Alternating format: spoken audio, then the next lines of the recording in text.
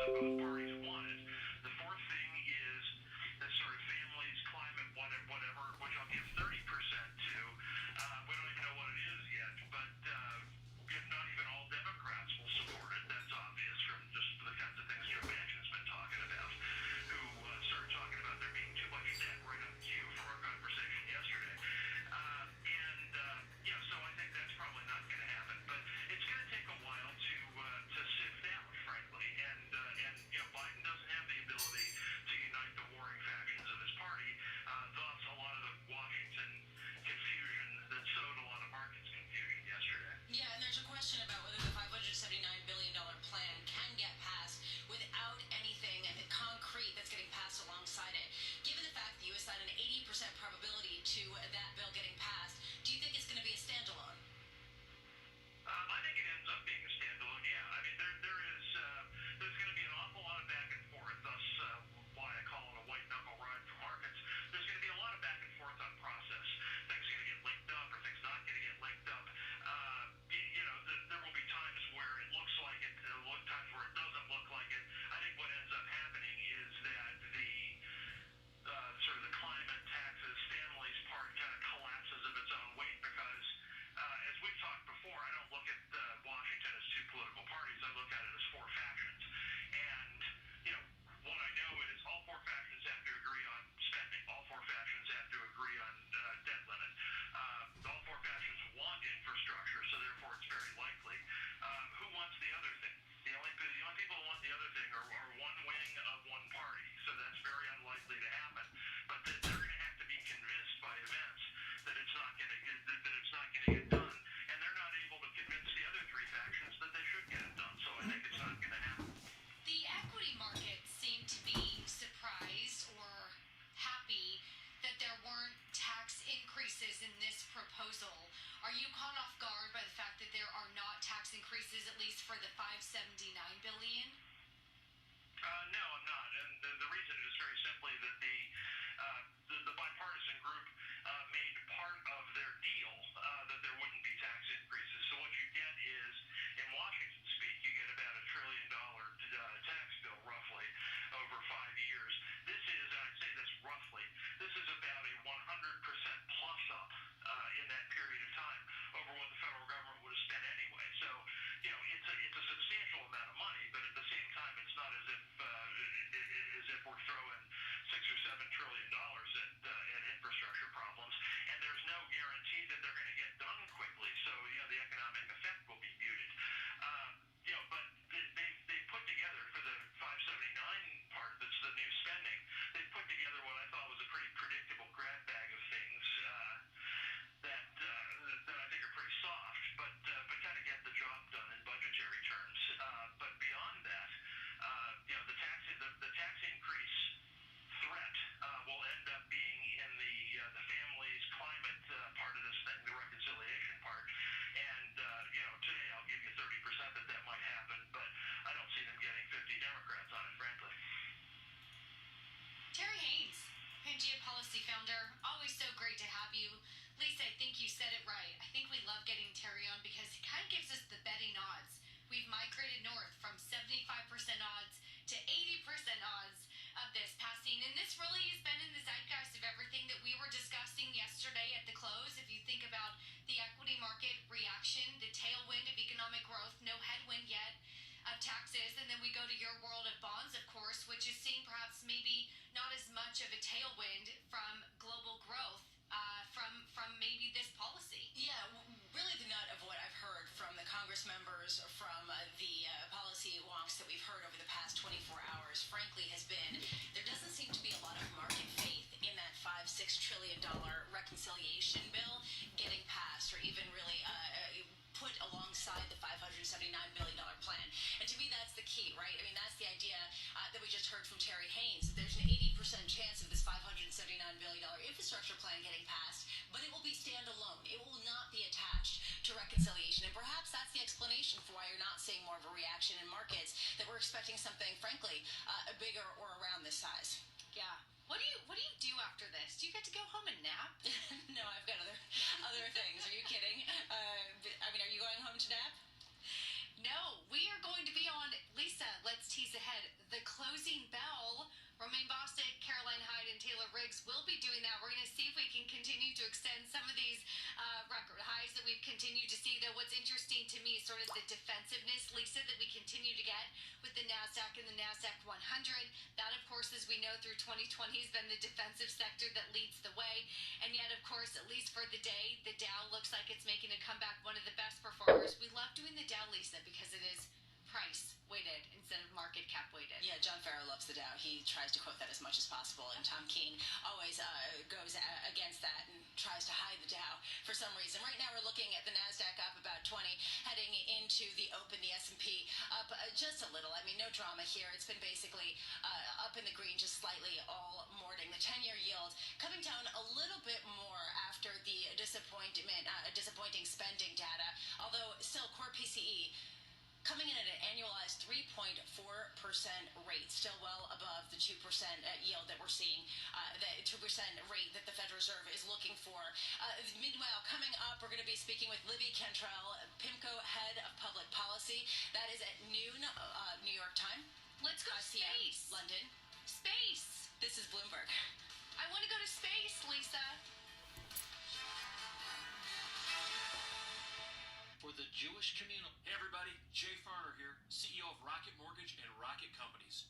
Last year we saw historically low mortgage interest rates. In fact, over 1 million homeowners took advantage of refinancing or buying a new home with Rocket Mortgage. What you may not know is that interest rates are already starting to increase again, and it's likely that trend is only going to continue. Our team of experts is standing by to help you save before rates go up. With an official mortgage review from Rocket Mortgage, you'll see just how much money you could save by making a move.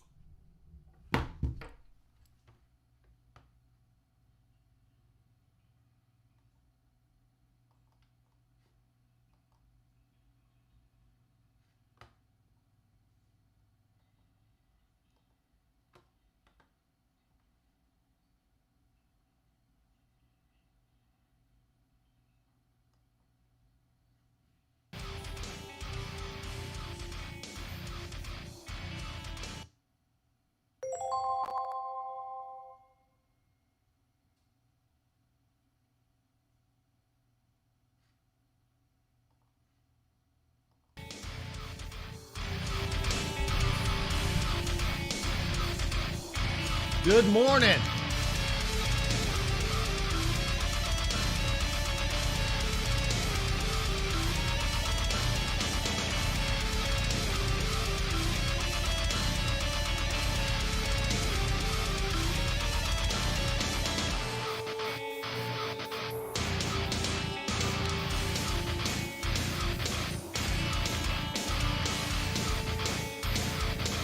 Number 5 alive.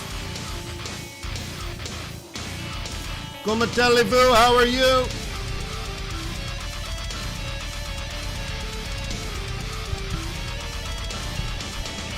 Richard's like, hey man, the Rand is great. Yeah, I know, right?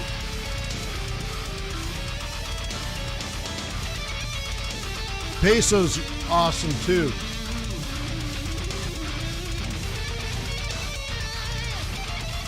We are blessed as foreign exchange traders. I hope you feel the same way too.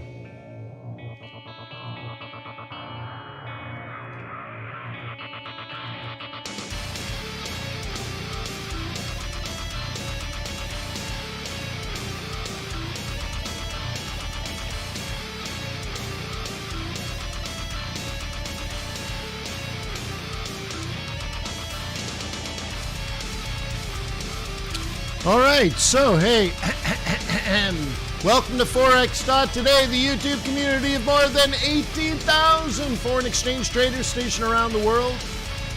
Today we're going to cover gold, oil, Bitcoin, dollar, yen, pound, Swissy, a little bit of everything. Hey, you know what? I'll tell you what. I'll just let you ask the questions, and I'll let you guide where we go today. So without further ado, let's get on with it.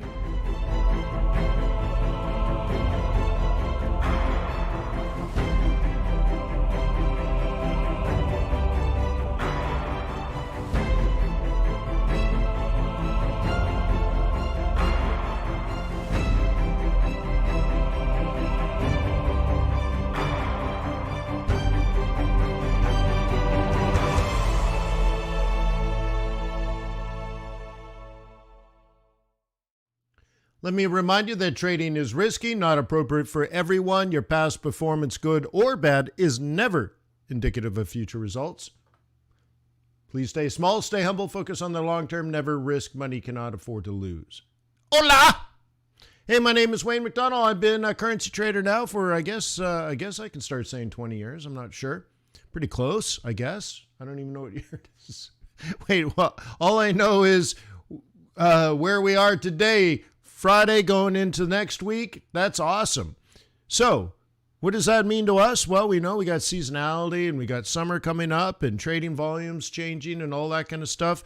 And we also know that we're in a pause moment before a policy change at the Fed, and we can start assuming where we are in business cycles, which is good. Now we could debate where we are. Are we at potential GDP, below potential GDP, all that kind of stuff. But that's what we do as currency traders. Okay, we develop a fundamental bias based on our analysis of macroeconomics, and we track money as it crosses borders. But we also have to track the relative strength of every single economy. Great. And from that, we put together trade plans. That's what we're going to cover today is the trade plan side of it, the technical side. So ask questions, get involved. If you want to talk about scalping, we'll talk about scalping. If you want to talk about spot trading, we'll talk about spot trading. If you want to talk about swing trading, we can talk about swing trading. So on and so forth. You're the boss. I am just a humble currency trader. Thank you for everything that you do. Thank you for the positive energy. Thank you for your comments. Thank you for leaving comments on the recordings. Thank you for the efforts and the positive energy that you keep pushing into this day after day after day after day. I've been doing it for a long time, so I get it. So I'm also grateful that we have a community. Okay? So we have a community. I was talking about it just yesterday, how difficult it was in the very beginning trading on my own. And one of the best things I ever did is shared. I thought by sharing what I've learned, maybe I can surround myself with like-minded people. And by golly, that worked. I'd like to thank tradersway.com as well, because every trader is going to need a broker. You need one that does have fast execution speed. You want one that does pay you swaps and for the full swaps. See, some brokers charge you swaps both ways. Did you know that? You might be with a broker that charges you money when they're supposed to be paying you money. Traders Way has amazing swaps, and that's a very, very good thing. But also, ultimately, you don't want the cheapest. You want competitive. You do want the fastest. You do want the biggest swaps. But ultimately, you need someone you trust. They've earned my loyalty and respect. Maybe they can earn yours. Give them a shot. Go to tradersway.com, open up a demo account, download MT4, MT5, and get some trades on. Give them an opportunity to earn your loyalty and respect. What do you think, man? What do you think? What do you stink? All right, let us go now. All right, so look, by and large, nothing has happened since the Fed meeting is the part coming down. Let me get my drawing tool. Let me get my drawing tool. I have this gaming keyboard, which is super fast, and it's funny because it's so fast I mistype everything, and I have to spend twice as much time hitting delete, delete, delete, delete, and going back typing what I wanted to type. All right, so this is the big move down, which I consider profit taking. This is the rebuilding process. Okay, that's trade 1. Okay, trade 2. Then into the range, which is 3, which we were talking about yesterday. And now there's might be the next one where we haven't made a higher high above that. So let's clear out here. Okay, so we're on the next one here. And what we don't know is if this is a range, okay, or if this is the range. If this is the range. Or really if both is true. So I'll tell you what's going on here. We have core PCE. It was a big number. Yeah, could have been worse. Yeah, so whatever. Okay, so here we go. I've traded this like a breakout pullback. And the plan here is to breach the hourly 200 EMA and continue up. That's all. Nothing more to it than that. Okay.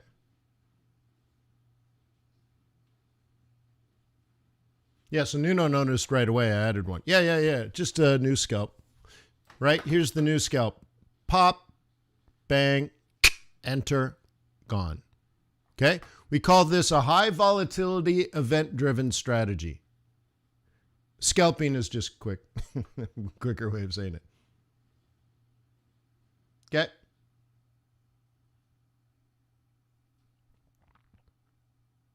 Whoop.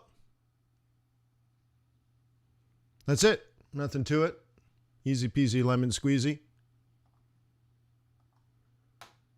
Let's see if I can zoom in a little bit. Okay. You can't see it. Let me highlight here. You see what I did? Boom, boom, snap. Somewhere in here. Okay, news, retracement, extension. This is attacking the front line. Okay? Remember in my book I said there's a sniper trade? Okay? And there's the bayonet trade.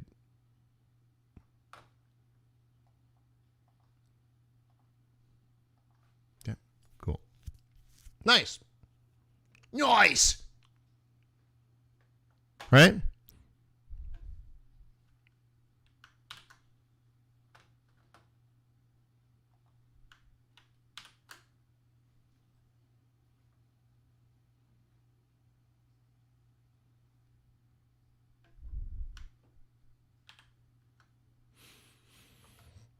Look at it go. Go, baby, go. Go, go, go. All right, cool. Now, we had the change in maybe potential sentiment in pound yesterday. The central bank sounded fairly dovish compared to what people thought they were going to say. But ultimately, you need to decide what you want to do. Are you still got some bullishness on the pound? Are you still got some bearishness on the euro, on the dollar? And this would be one particular rebuilding point, the psych level. Okay? Because remember, we identified this a few days ago. This is one. This is one. I think we used to have one here at 39. Okay? So this might be an interesting op for you. The next part of this, if you're into this, is okay, you got to go higher. So let me draw this. Okay, you have to have this.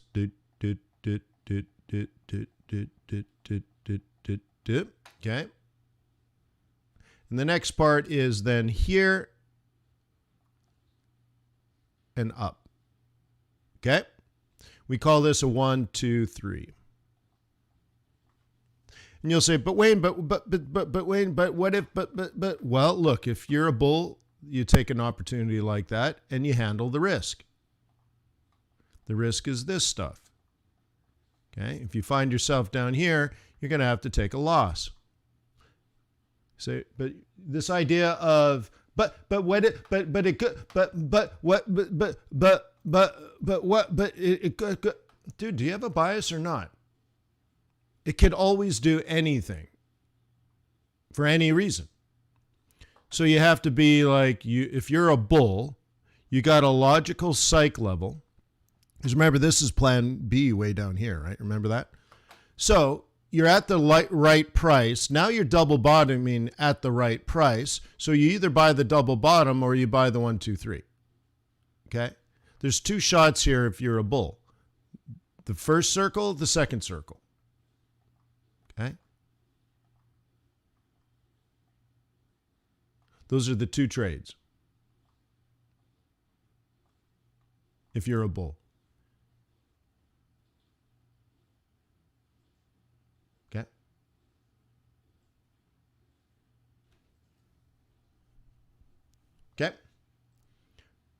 Well, Mark, if you only make 1 cent, you still are making money.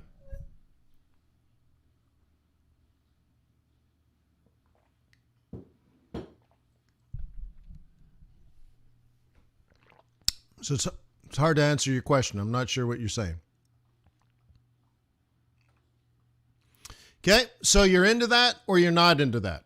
See, the opposite is what a bear is thinking. That's why it's all right to say, well, what if? Well, drop a stop, dude. You're in or you're out. Okay, so maybe this is the better trade and this is the next one. Well, there's a lot of downward pressure. So you have to analyze. Okay. One of the things we talked about yesterday, I don't know if it was here or in the live trading group, is just this idea of revisiting. If you use the right risk-reward ratio, risk is 1, reward is 3, then you can be wrong 66% of the time and not lose money.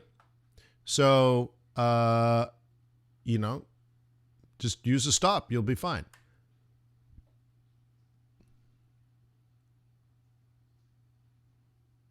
Mark, foreign exchange traders have a thing called leverage. Okay. In the United States, you are leveraged 50 to 1, which means for every $1 in your account, you can trade 50. Outside the United States, people commonly have 100 and even 200 to 1, and some even 500 to 1. Okay. Ultimately, it's not that necessary, but that's how you do it. Okay.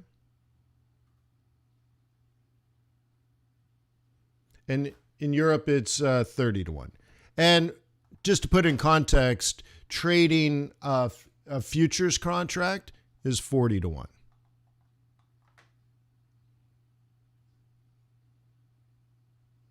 Okay. So if you put in a $10,000 account, $10,000 into account, okay, you have 500,000 to trade with.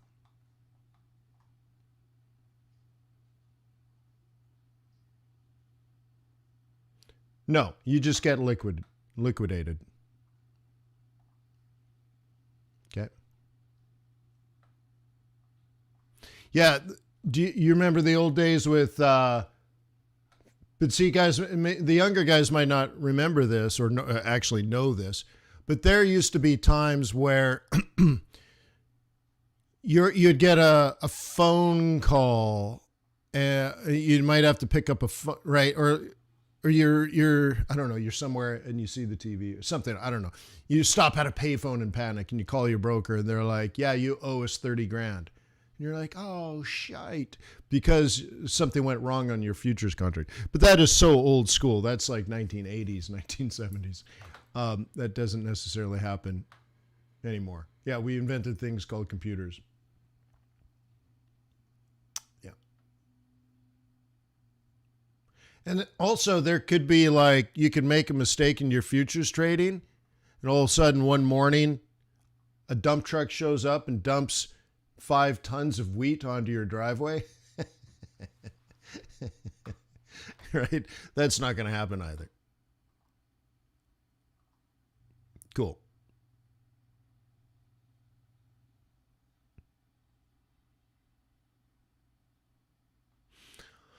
Okay, let's go. Here's our beautiful kitty cat. I've set you guys up multiple times now. We're on basically trade 3. Let me clear this. This is me saying it's not a sell, but it is a bullish take profit. People that bought here, exit here. Okay? But I did say this is where a bear sells. And it looks like it did. And then I have it projected down. I went a little further. That's fine. Okay? And now here's your role reversal. Hua? You see where we are?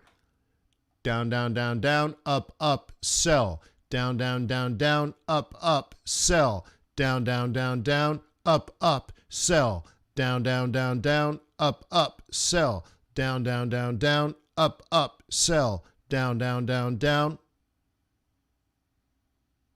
So this is what we need to do the next several days, next several weeks. Can you do this for me?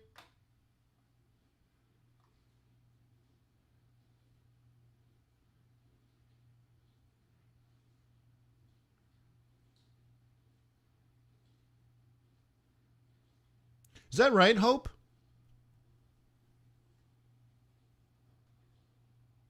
That's really cool.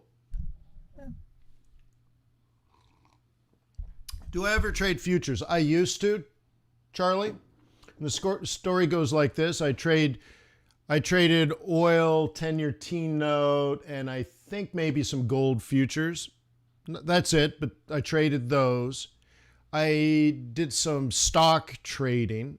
I did some stock indice trading. The Dow, the S&P 500, the DAX, the Nikkei, and maybe ASX. And then I did Forex. Okay? And check this out. This was fairly earlier in my career, not at the very beginning, because in the very beginning, all I did was Forex. And then as I learned more about fundamentals and macroeconomics, I started expanding what I was doing. So I did that for about a year. And then I went to my tax attorney, and they're like, okay, give us all your trades. And I'm like, here's all my trades, tens of thousands of trades. And they're like, all right, we'll get back to you. 6 months later, November, after extension, after extension, after extension, they're done. And I'm not joking. I'm not exaggerating. Hundreds of pages. And it cost me many, many, many thousands of dollars to file my taxes. And I asked them, I'm like, what is this? This is ridiculous. And he said, well, for your futures trades, there's different tax code, different tax treatments, and we had to file that almost like a separate business. And then for your indice trading, that was basically like a whole different business. There's different tax treatments for this, that, and the other thing. And so we had to do all the forms for that. Then for your Forex, there was a different tax treatment. And so then we had to do that. And then for your stock trades, there was, different tax treatments for this and that. And it was crazy ridiculous. Okay. And that year, I forget what it was, but I overpaid my taxes by over $100,000. I overpaid. So what happened that year, I got a tax return. So like now skip to like, I don't know when it was, 6 months after that. I got a tax return from the feds for more than $100,000. And then I got a tax return from the state of California saying that the state of California owed me $50,000 in a tax return, except they didn't have the money. So I got an IOU. So I forget the exact numbers, but just imagine if California owed me $50,000 because my taxes were so complicated that I overpaid my taxes by $50,000. I overpaid by $50,000. So how many freaking taxes did I pay to California? And then I overpaid by at least $100,000 to the feds. Like, holy crap! How much did I pay in taxes that year? Right? But going back to the question, like, do I do that, Charles? Well, what I realized is like, Forex has the best tax treatment. And what dawned on me is like, I can trade the S&P 500, I can trade gold and oil, and I can trade all these things either directly through Forex or indirectly through correlation. So I just funneled everything just pure Forex only, just because it has the best tax treatment. It has the better leverage. It has it pays income. You actually collect swap or interest payments. Versus other things that don't. Okay. Ronald, actually, it was just the level of complications, Ronald, is crazy. Also, Ronald, you have to understand, like, now when it comes to Forex, there's actually no code in the IRS books about people that purposely make money or lose money trading Forex. There's tax treatment or tax code at the IRS for, let's say, Coca-Cola or Nike or something that have subsidiaries all around the world, and they're moving some money from Europe to the United States, or the United States to Vietnam, or whatever it is. And in that process, they accidentally make money or accidentally lose money. And then the IRS says, well, if you do that, here's how you handle the tax side. Can you write off the loss? Do you have to pay taxes on the win? That kind of stuff. But there isn't actually tax code for someone that says, hey, you know what? I'm going to take a whole bunch of money and I'm going to invest into foreign exchange, right? I'm going to buy a whole bunch of foreign money and then I'm going to bring stuff back and I'm going to have profit. So on top of that, you got to be very careful. You have to have very knowledgeable tax people for when you're audited. And when you get audited, they won't quite understand what you do. Okay?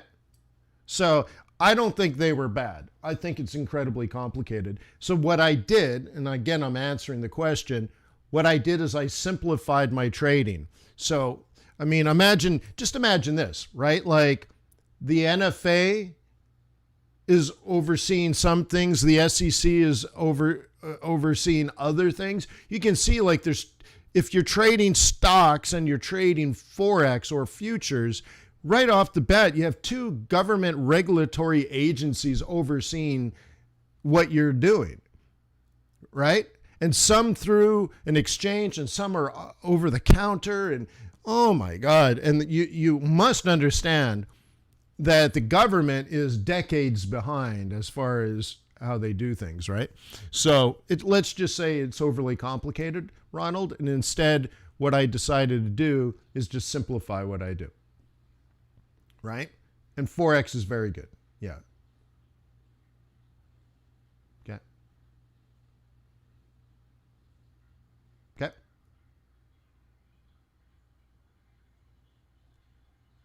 Okay.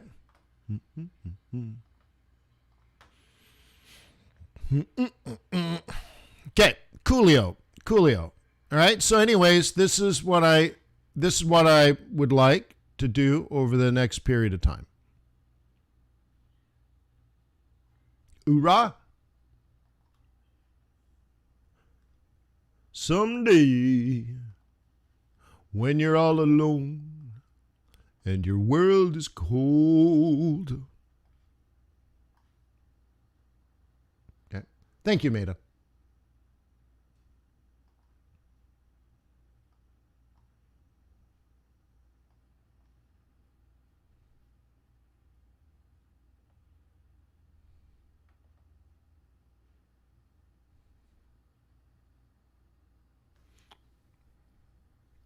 Cool. All right. This is a currency that I've had the least amount of faith in this downward process, or even before the downward process. Even on the upward process, I had a lot less faith in it than others. So I have to decide what I want to do here. And I have a couple of thoughts. If you don't mind, I will share. I'm looking at the 7150 as being an area of interest. I'm looking at 71 as being an area of interest. I think these are the prices in which a bear would want to sell. And I'm like, please do. And my area of interest is it'd be cool if I could get a dip down in here. Okay.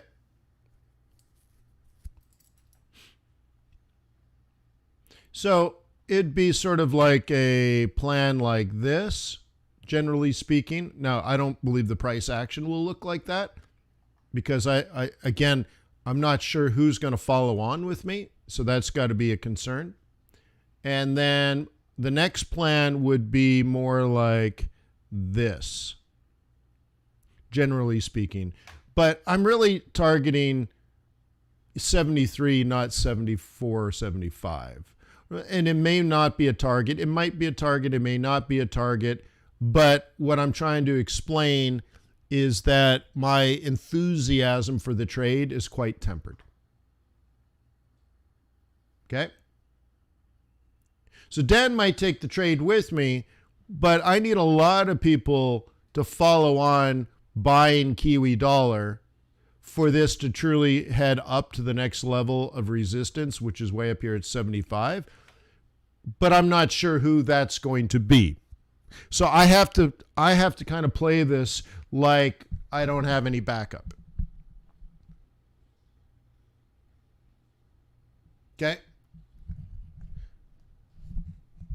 I kind of feel like the police officer chasing the bad guy, and we're running down the street, and then we're running down the alley, and then we're jumping over the fence, and I'm chasing, and I'm getting close, and then he goes under the bridge and down through a thing, and then all of a sudden I realize, dude, I'm all alone. Like, I don't have any backup. I don't know where anybody is, and I'm chasing this guy, and I don't know what's around the corner. Is there going to be all his friends when I come around that corner? Does he got a gun? Who backs me up if I run around the corner and he jumps on me, right? Like, all of a sudden it changes things, is all I'm saying. And I feel like I might take the shot, but I got no backup.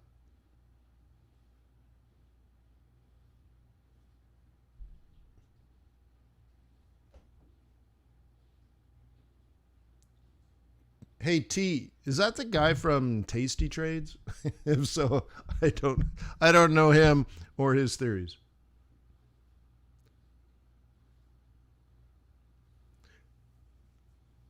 I think I bumped into him once at like a Forex Trading Expo, golly, 10, 15 years ago, and he was doing sink or swim or something like that, and I bumped into him, maybe had a word or two.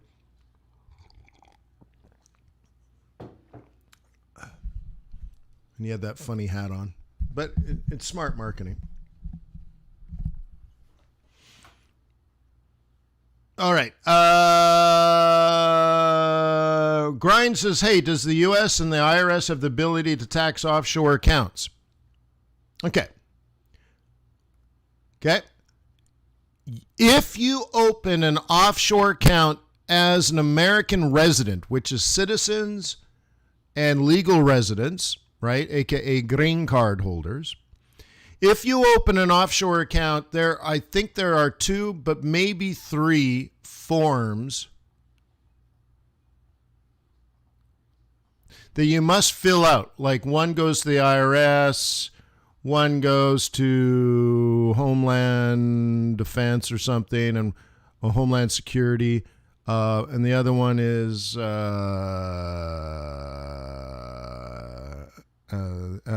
the Department of God or something. I don't know. You have to fill out 3 forms, and you have to tell the government that you are the ultimate beneficial owner, the UBO, of this offshore company, and that you will pay taxes. And you're like, well, that defeats the purpose. Why would you, right? Why would you open an offshore account if you're going to tell the government, because I want to open an offshore account so I don't have to pay taxes and I can blah, blah, blah, blah, blah. No, if you do that, you're liable to go to jail. McAfee.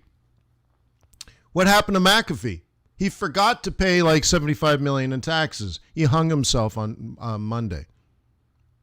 He's been running from the law for 10 or 15 or 20 years, if I remember correctly. It's been a long time, and they got him in Spain, technically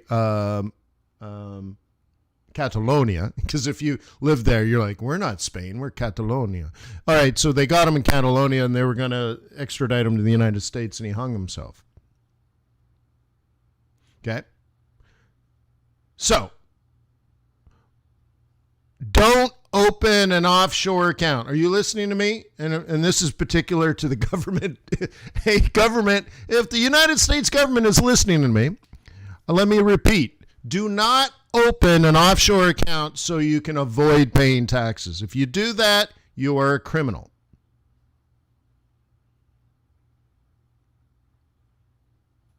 Okay? You hear me? Do not open an offshore account to avoid paying taxes. You should love paying taxes. I love it. That means I'm making a boatload of money. Right? I wake up in the morning and I want to pay more taxes. Okay? All right, good. So you fill out these forms, and then now you own a business offshore, which now is in a different jurisdiction, which can do things like open bank accounts and open trading accounts. You still have to have a board meeting, pass the resolution. So we, the board of offshore company, has decided to pass a resolution to open a trading account at such and such trading firm for the purpose of trading foreign exchange for profit. Okay? Like that.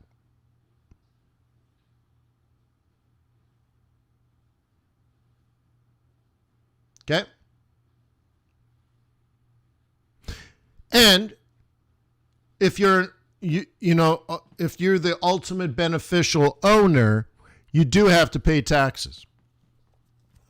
Okay?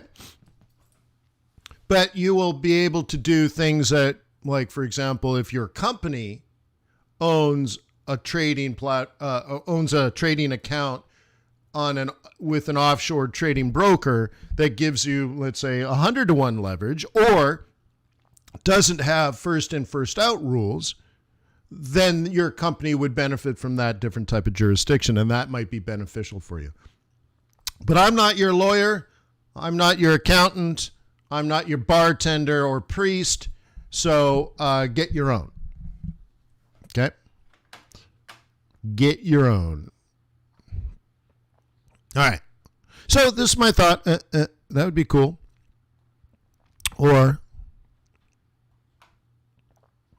So I will mark this up.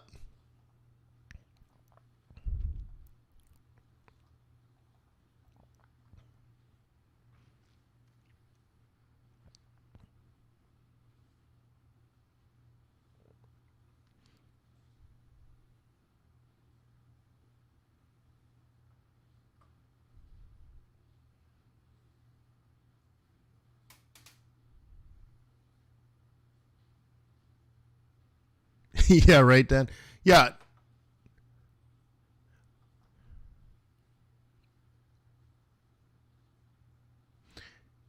Dan, I don't know anything, but I imagine this guy who had a lot of money realized once he was arrested and living in jail that it really sucks and that he was going to die in jail. So he made some decisions. He was probably depressed as well.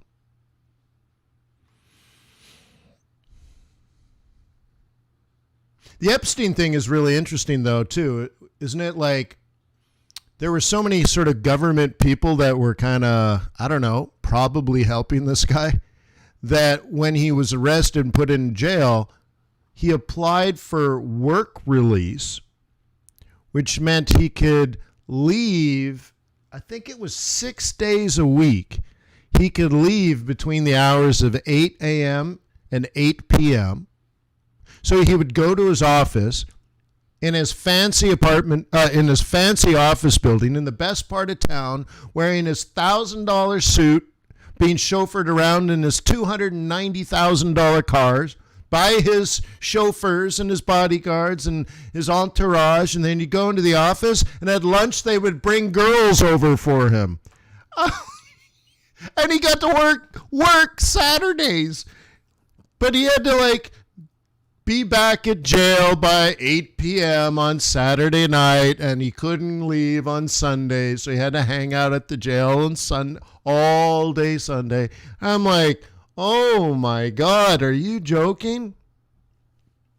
Yeah, he had a lot of female interns that came over to his office an hour a day every day. You're like, oh my God, that's jail? Holy smokes, huh?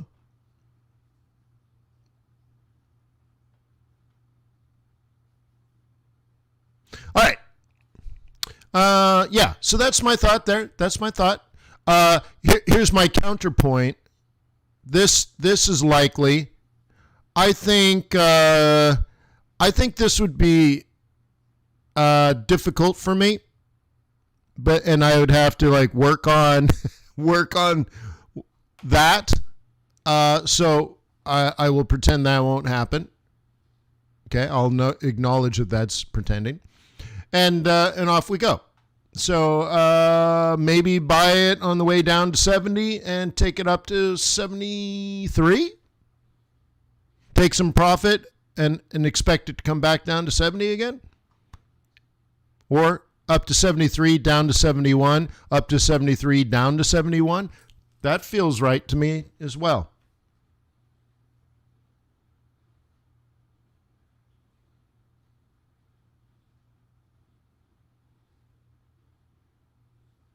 Okay.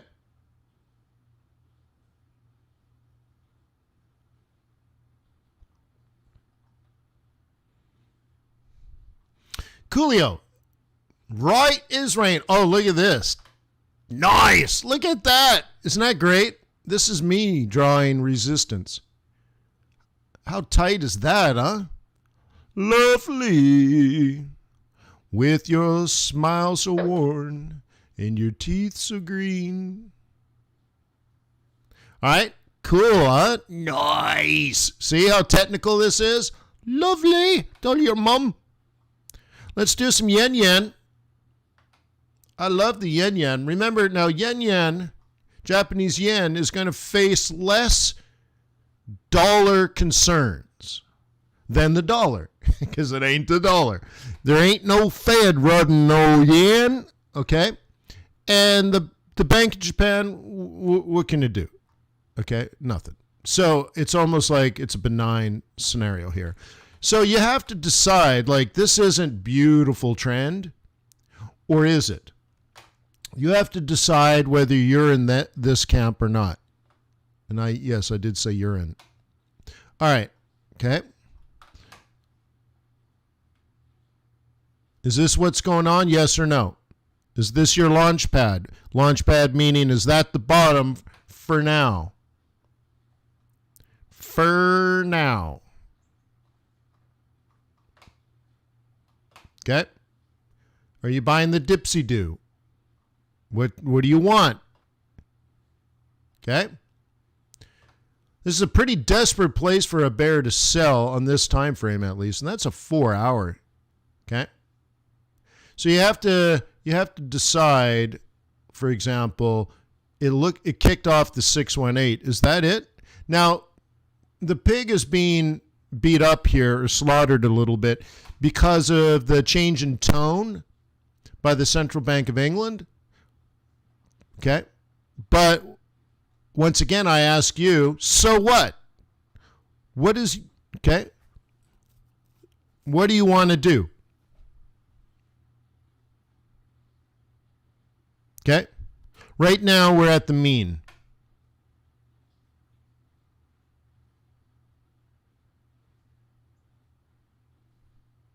Okay. Okay.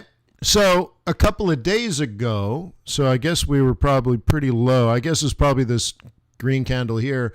I drew an orange line at 55, an orange line at 54, and an orange line at 53.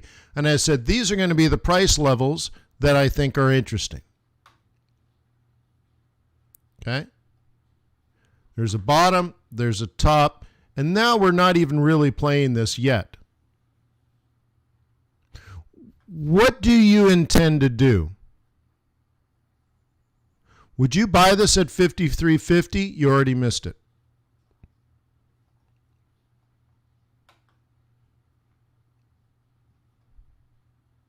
Okay. Okay. What do you intend to do?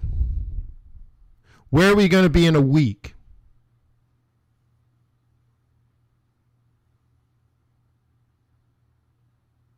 Okay.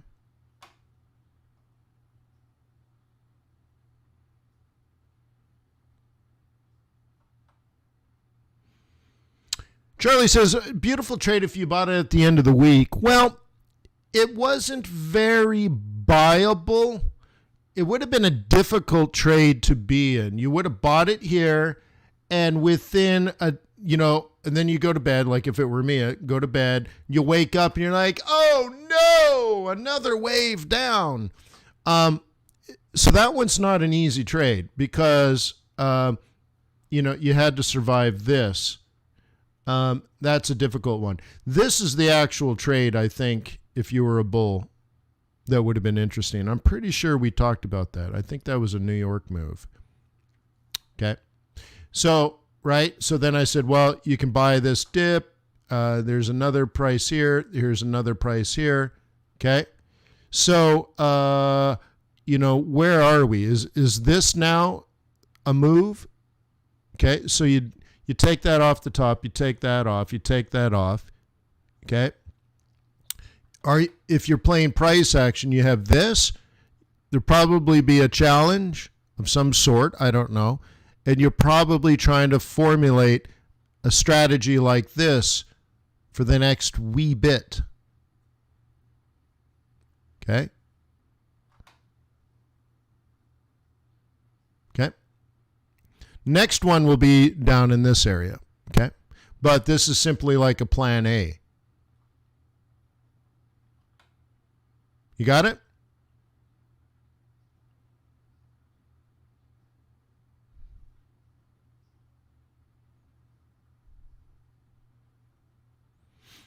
Okay. See, a position trader might have a 100 pip stop and a 300 pip limit, which is actually quite tiny on the beast. Okay.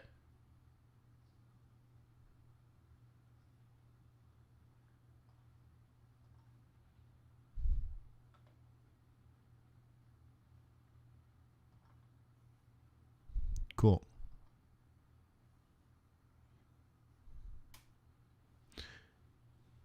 Cool. So the stock market is open.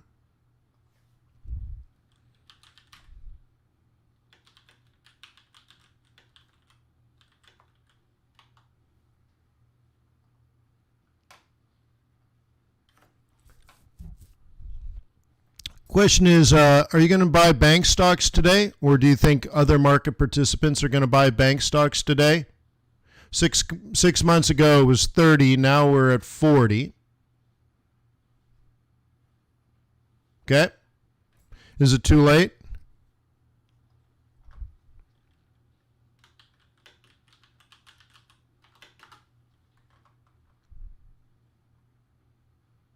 Okay, JP Morgan's only up 20%. Bank of America is up even more, 30%.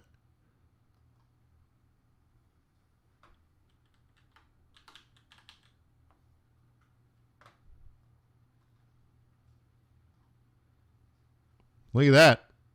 Wells Fargo up 50%.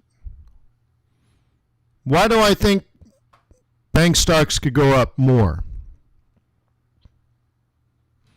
I've been buying European bank stocks because I believe they're probably 2 or 3 years behind U.S. banks. Well, there's two reasons.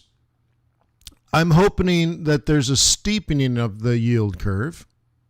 Right now, the yield curve is quite flat. So a 10-year, okay, is 1.5, and a 30-year is 2. Shouldn't a 30-year be, 1.5 times 3?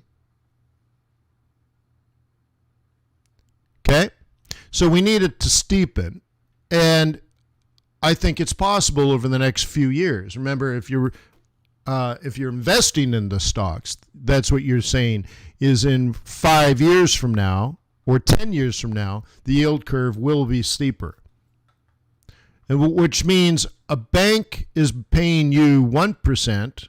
Let's say, in the future. So your interest that you're collecting in your bank goes from 0.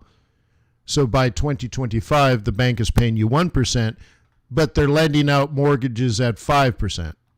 Okay, now their spread is 4% versus nothing now. You see? The other reason I'm interested in American bank stocks now, in the very, very short run, because that's a long-term play, is yesterday U.S. banks completed a stress test by the Fed. Now, remember what I've been telling you. That deposits at JP Morgan, for example, JP Morgan deposits are up 25%. Cash on hand, if you will. Cash on the balance sheet. Okay?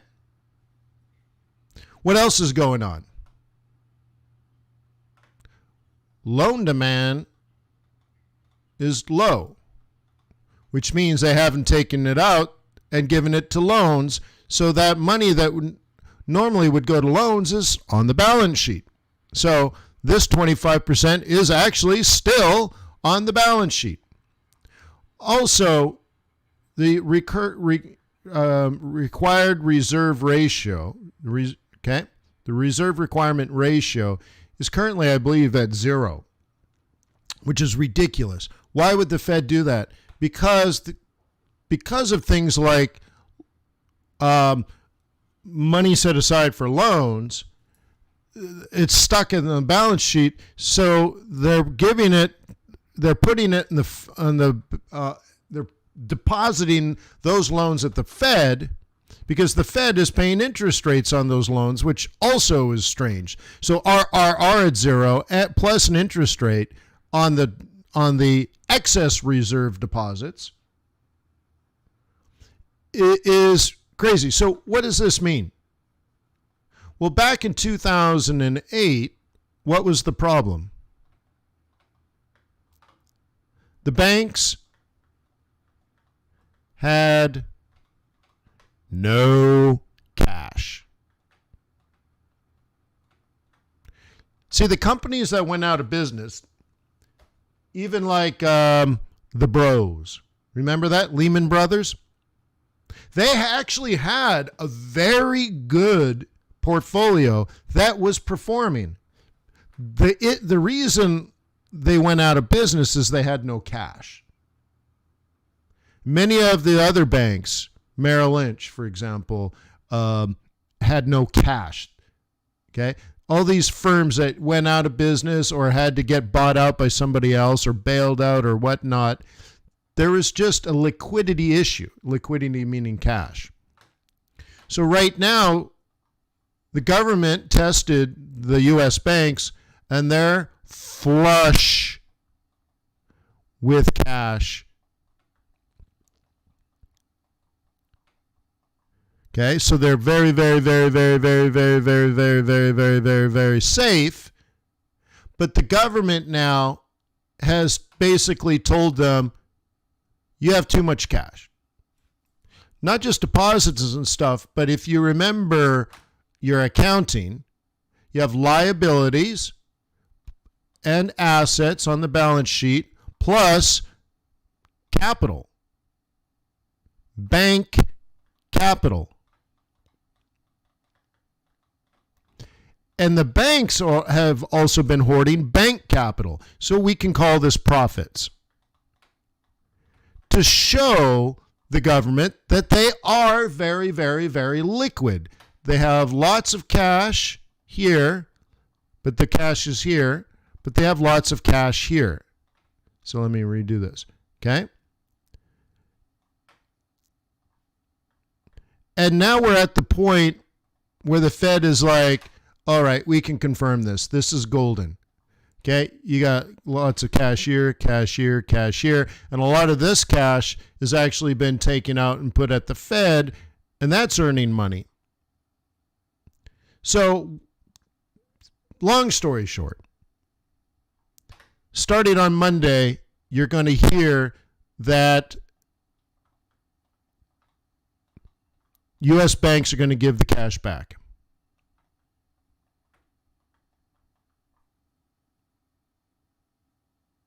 Okay?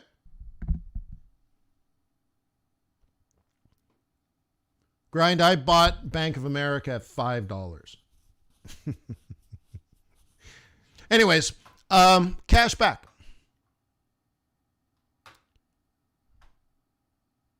On Monday. Okay, cool, right? Either stock buybacks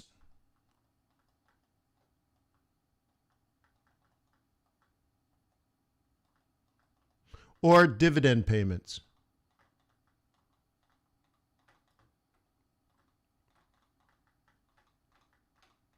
What do you think about that?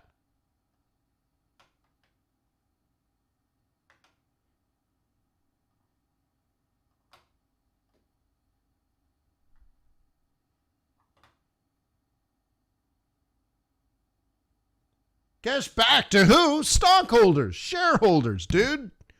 People that own the company.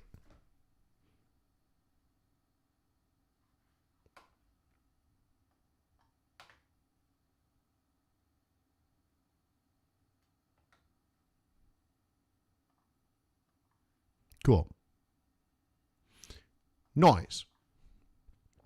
All right. Let's see. Roll reversal. Roll reversal. All right. Cool. Right.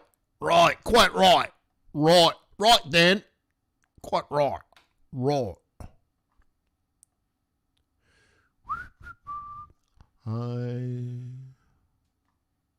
right. Hey, Oliver, you're welcome, buddy. You just owe me a whiskey and a cigar, that's all.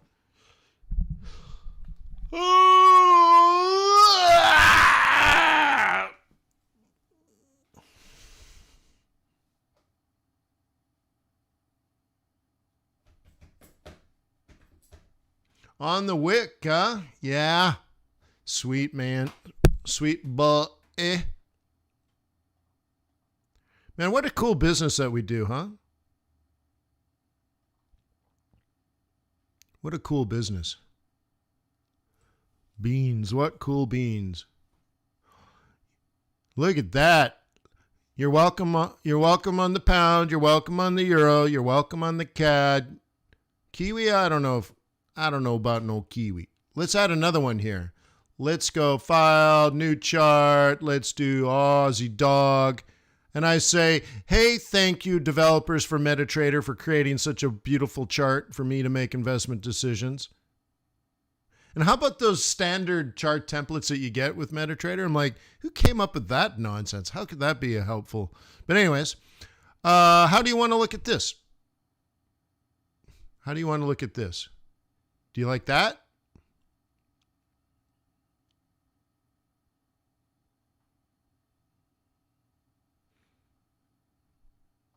What does this mean? The beginning of a box is a time to trade. Okay? Time to trade. Okay? Time to trade. Time to trade. Time to trade. Time to trade. Time to trade. Time to trade. Time to trade. Time to trade. Okay? Isn't this great? Time to trade, time to trade, time to trade. Time to trade, time to trade, time to trade. All right, cool, right? Look at these. Get on it, boy. Come on now. Okay, love it, huh? Cool. Anyways. So apparently it's a time to trade, what we call market open. So are you a buyer or are you a seller? That's it.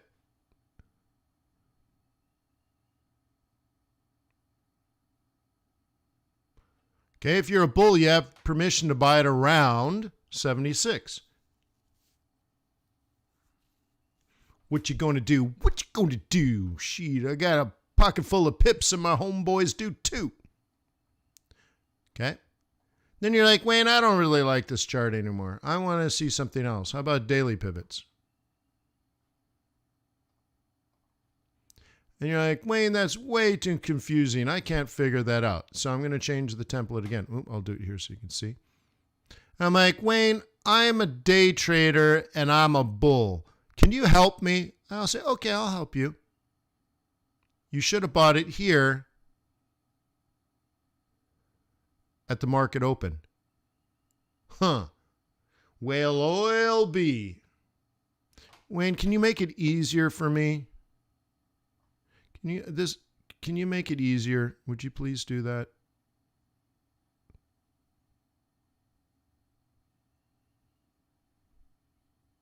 Okay. How easy do you need it to be? Okay.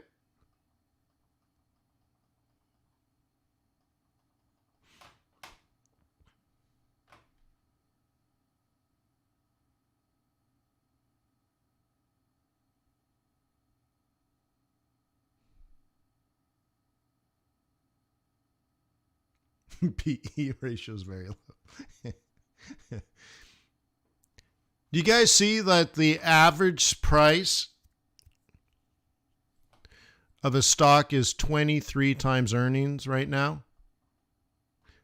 Tesla's 93. And GameStop's like 125 or something.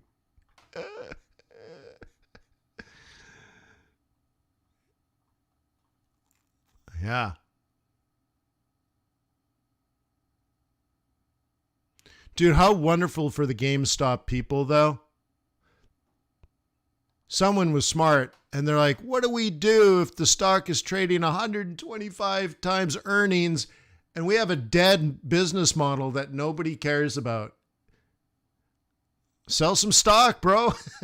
So they've raised something like $1.5 billion selling stock to idiots at 125 times earnings. So now they're like, well, we were about to go out of business because nobody cares about GameStop. It's a dead business model. It's pathetic. But now that we got 1.5 billion, maybe we create a new business model. Maybe we find out to do, I don't know what they're going to do, honestly. Because it used to be you'd go into GameStop with Call of Duty, and you're like, I've totally played this.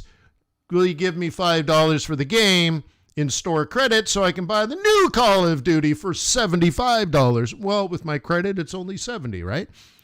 And then they sell that disc to someone for $40. Right? That hasn't played it, but so they buy a used one, right? So it's an okay business model, except game consoles now they don't even use discs anymore. They don't use DVDs or CDs, whatever you want to call them. It's all online. So what is GameStop going to do?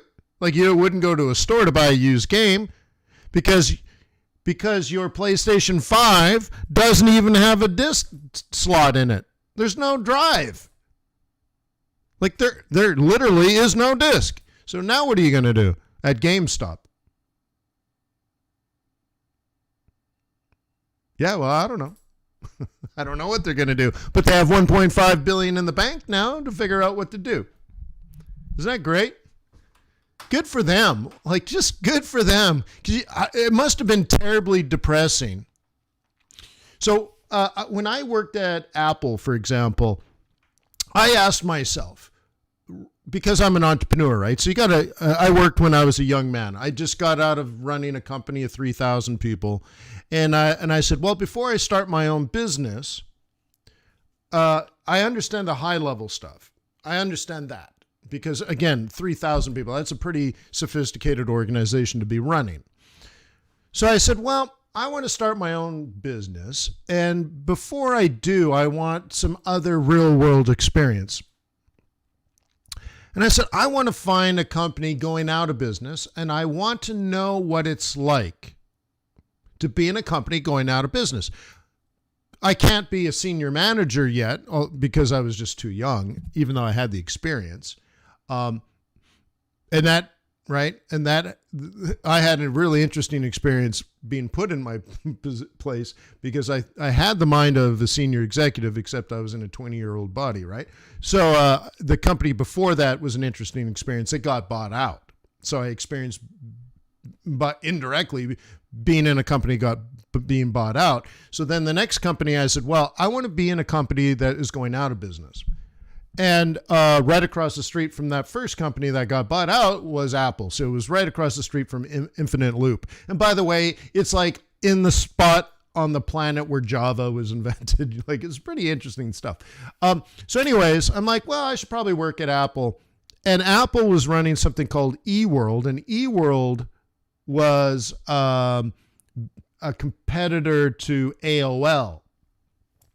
And anyways, it was failing and going out of business. And so it was very interesting psychologically to put myself into that position and learn from it.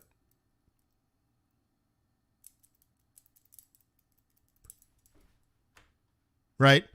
And to have thought, because, you know, it was I would watch managers, for example, slowly laying people off.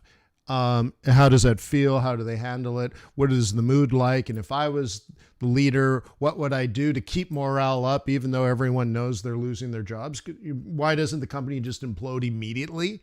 Like an arbitrage? Like, soon as people think it's going to go out of business, why do they even show up? Why don't they just start stealing office supplies and then surfing for new jobs at work? Like, you know, and do they do that?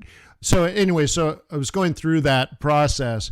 And wouldn't it have been cool if suddenly the president of that business unit shows up and says, hey, you know what?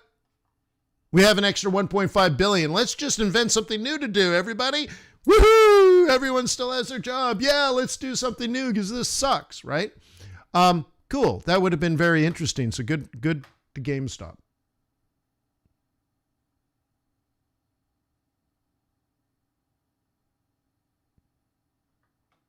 Okay.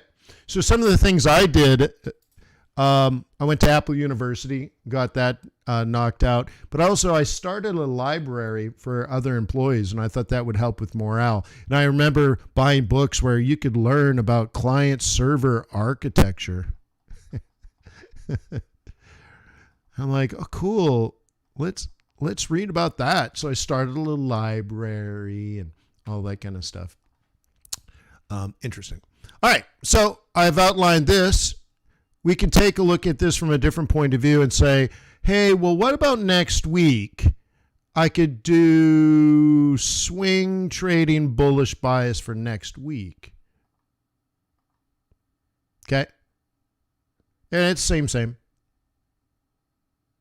Cool.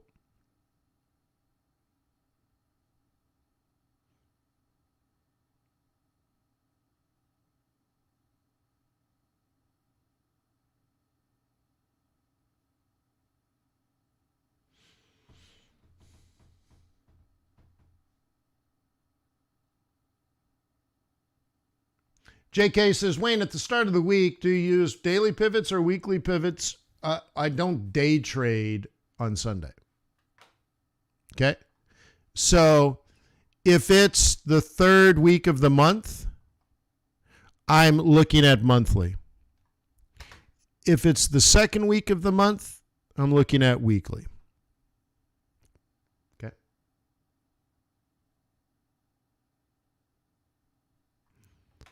Okay. It's all the same, only the price will change every day. Seems we're wasting away.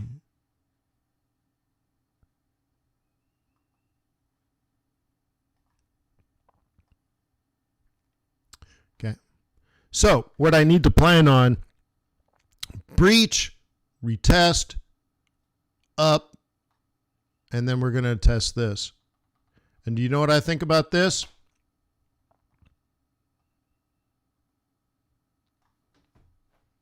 Okay.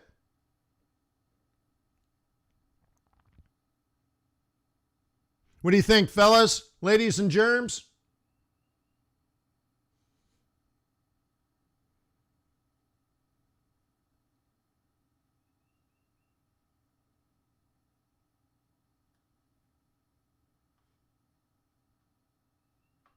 Oh, yeah, let's do some exotics. Oh, my God, are they doing nice, huh? Let's go over to the exotics. Lovely. Okay. Here's the trade we set up whenever. Okay. Nice, right? Yeah, I know. I only drew the gray zone for you.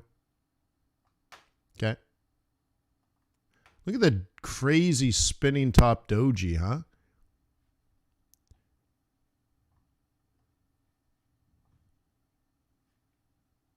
Cool. Nice. Happy. Okay, happy. I'm so happy. All right. Okay. Very cool. I'm still up here. WTF. Okay. And that's like the third or fourth iteration before we even got there.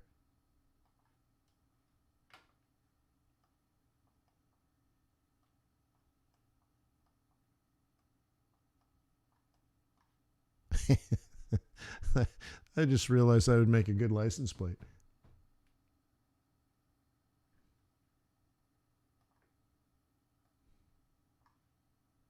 All right, cool. Cool, that's all. Where's the challenge going to be? Well, mark that up. Mark that up. You're going to be challenged here at 14. So you have to decide, is it down to here, up to here, and then down to here, then up to here, and then down to here?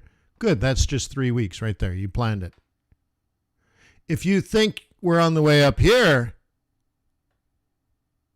then you should probably do something about it. Okay?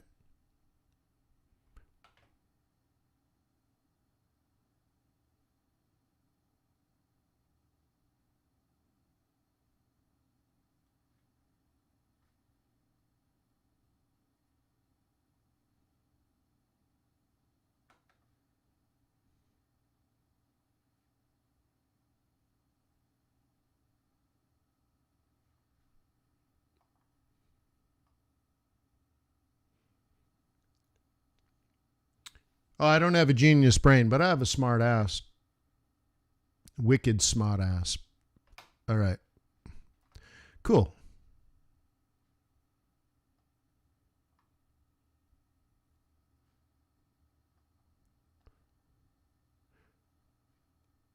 Hey, did you know I'm done my MIT program, and they say it's going to take like 7 weeks for them to issue the final certificate of completion. Why the hell would it take 7 weeks?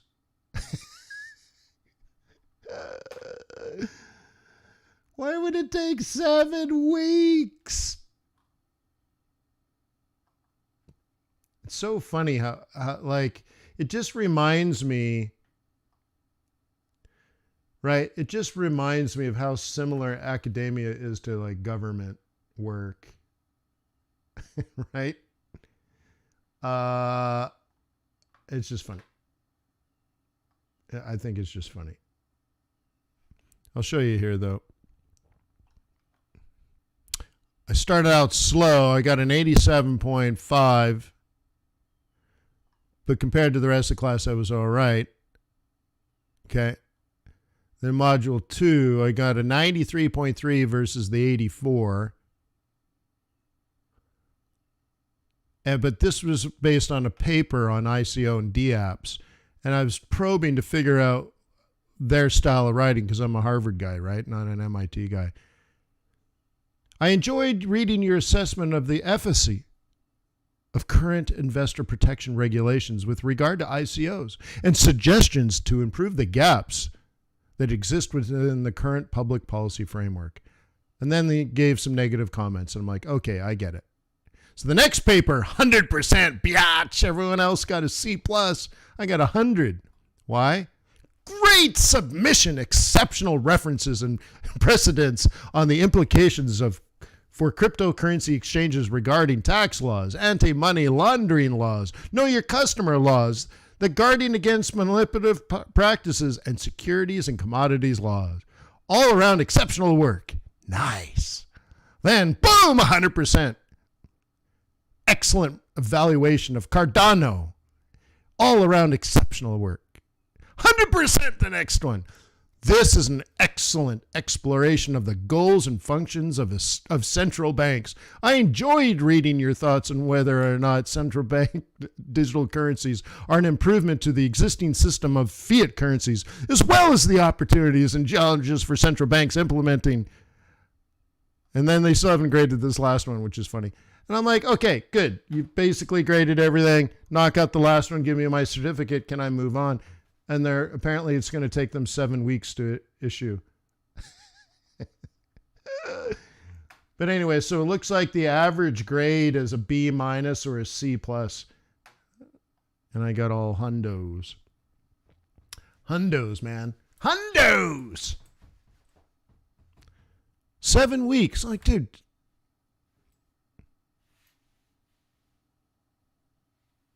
Oh, right on, Charlie. Yeah, just keep in mind it's 15 years ago or something, but it's all good.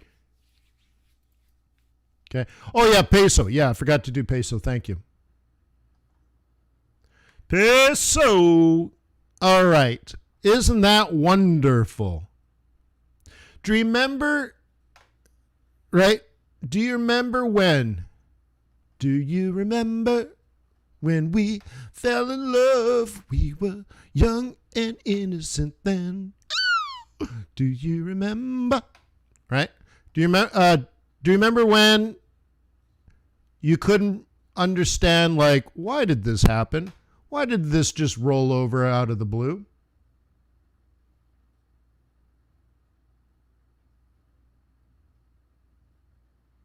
Okay.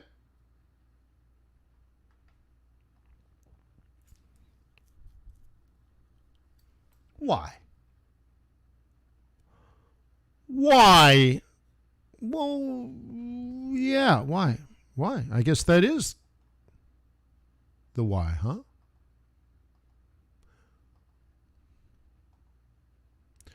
Let's explore. Let's explore. Okay. Do you remember? Okay. This is our projected top for the month of June.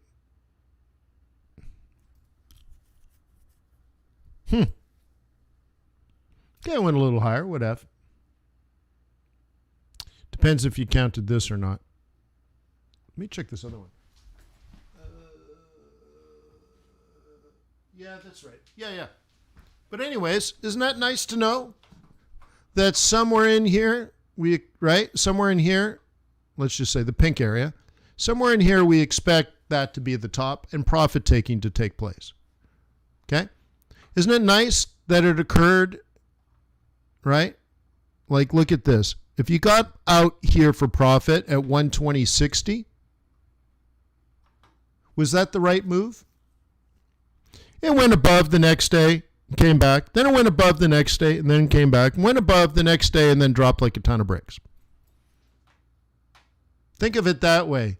You saved 1, 2, and maybe even 3 days of panic, but also on the third day, you might have been a getter-inner. You might have been a shorter. Because if you were long, you had already exited there.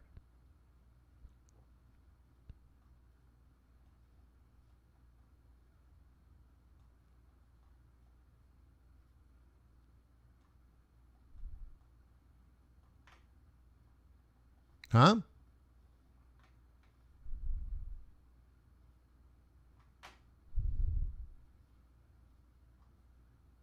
I guess ears of some sort? I don't know. I don't know what kind of animal this is, if it's even an animal. I guess I have to do this. It's an animal. All right.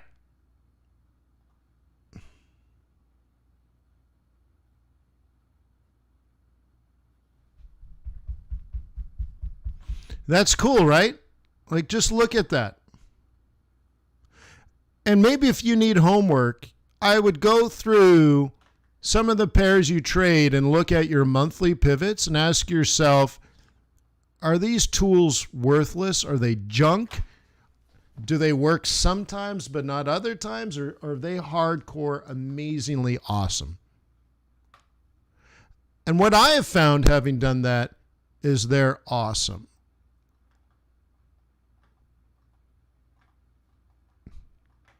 Okay? Maybe not always perfect, but very, very often they're perfect. Okay? They're tools that help us explain the phenomenon we are observing. Okay? And I find that vitally important. Okay? So, for example, on the first day of June, my true love gave to me, if I was a bear, a short. And it said, get out in the gray zone. Not just the gray zone. You could say either this line or this line. Okay? By the way, this is where bulls would buy. This would be bears where sell. I don't teach anything else. So you might have been a bull, tried here, and it didn't work out, and you got knocked out of here, and that's it. That's that. You got knocked out of your trade on Thursday. Okay? And by Monday, you're back in the trade, working your way up. Okay? And one of the things I preached really hard in this zone right here, actually, I have to be more specific. It was right here. This is a 4 hour, right? Okay. In this, I said, it's only profit taking. You guys might remember me telling the story again about how I named that zone. If you might remember, because I try to anchor the the Pete's Coffee right next to Whole Foods grocery store with the guy wearing spandex and his ponytail asking the Whole Foods person whether this flaxseed oil is organic and sustainably harvested.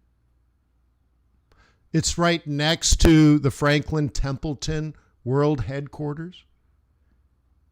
And I sat at the back of the coffee store with my laptop near the window.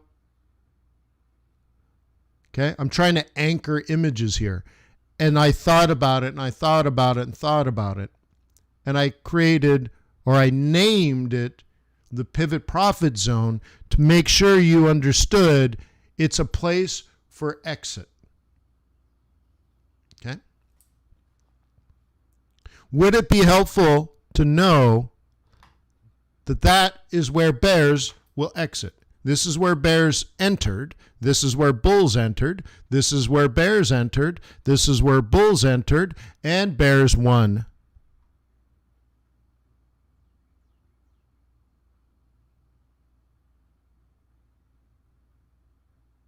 Okay? But this is also where bears exit. And where did they go? Well, they either went on holidays here, or they went on holidays here, or they went on holidays here. Okay? Isn't this beautiful?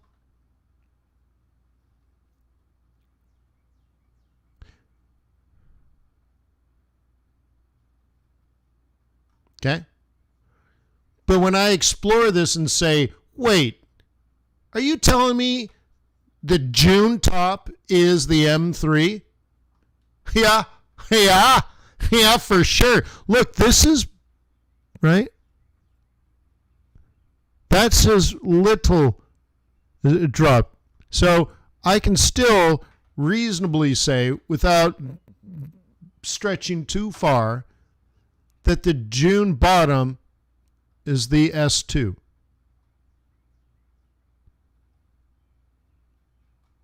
That's the extreme projected low. The extreme projected low. Conservative, extreme. So once again, I ask, are these tools useful? Well, under my rules of engagement, this is a monthly sell. This is a weekly sell. This, right? This is a weekly sell. And this is the monthly exit. Okay? Now reversing this, this is a weekly buy. This is next month's buy. It's also next week's buy. Okay? Buyers bought here. Buyers bought here as well. You're like, it didn't work out. Yeah, well, they got stopped out. Why do you think this giant candle exists? These guys were stopped out. And some people may have just left. So other people just exited. But was this a key price? Yes. But we know that based on the rules of engagement that our tools highlight.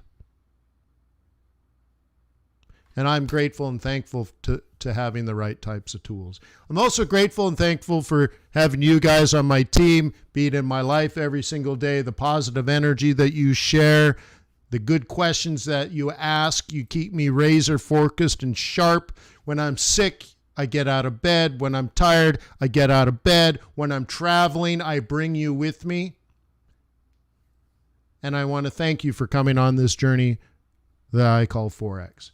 So have a wonderful weekend and peace on earth. May the pips be with you. May your profits be above average. And please let YouTube know that this is quality content and that they should be sharing this with other foreign exchange traders. Okay? Let them know that because I don't tell you about the get rich quick stuff, that it is actually more valuable. It's not entertainment. It's true value. It's your true colors shining through. Have a wonderful weekend. Peace out. Cheerio.